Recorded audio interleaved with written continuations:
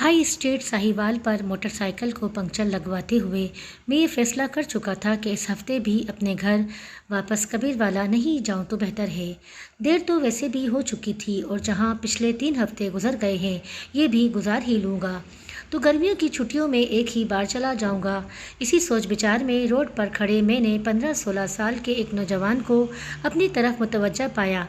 वो अजीब सवालिया नज़रों से मेरी जानिब देख रहा था, जैसे कोई बात करना चाह रहा हो लेकिन रश की वजह से नहीं कर पा रहा था।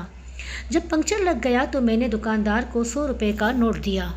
उसने 20 रुपये काट कर बाकी मुझे वापस कर दिए। मैं मोटरसाइकिल पर सवार होकर जूं ही वापस शहर की तरफ मुड़ने लगा तो वो लड़का जल्दी से मेरे पास आकर कहने लगा, भाईजान मैं घर से मजदूरी करने आया था, आज दिहाड़ी नहीं लगी, अब मुझे वापसी का किराया 20 रुपये दे देंगे।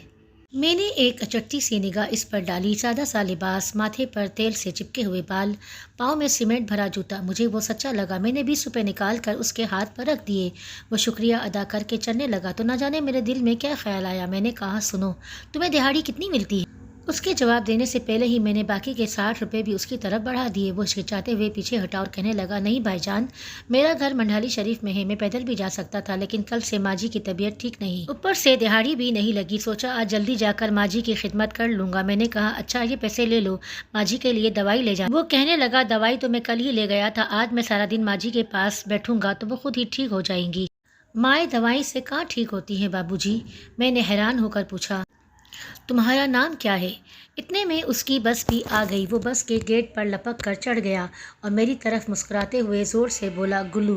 गुल्लू की बस चल पड़ी, लेकिन गुल्लू के वापस किए हुए 60 रुपये मेरी हथेली पर पड़े हुए थे और मैं हाई स्ट्रीट की रश में खुद को यकदम बहुत अकेला महसूस करने लगा। कुछ सोचकर मैंने मोटरसाइकिल का रुख रेलवे स्टेशन की तरफ मोड़ लिया।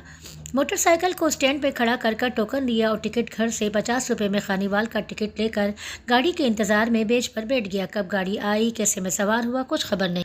खानीवाल स्टेशन पर उतरकर फाटक से कबीरवाला की वैन पर सवार होकर आखिरी बचे हुए 10 रुपये किराया देकर जब शाम ढले अपने घर के दरवाजे से अंदर दाखिल हुआ तो सामने सहन में चारपाई पर अम्मी जान सर पर कपड़ा बांधे नीम दराज थीं। मेरा बड़ा भाई दवाई का चम्मच भर कर उन्हें पिला रहा था। मुझे देखते ही अम्मी जान उठकर खड़ी हो गईं और ऊंची आवाज़ में कहने लगी, ओ मेरा पुत्र खैर से घर आ गया है, अब मैं बिल्कुल ठीक हूँ। मैं आंखों में आंसू भरते हुए दौड़कर उनके सीने से जा लगा। बस के गेट में खड़े गुल्लू का मुस्कुराता हुआ चेहरा यकदम मेरी आंखों के सामने आ गया और मैं समझ गया कि उसने मुझे 60 रुपये वापस क्यों किए थे। चराग लेके कोई रास्ते में बैठा था, मुझे सफ़र में जहाँ रात होने वाली थी।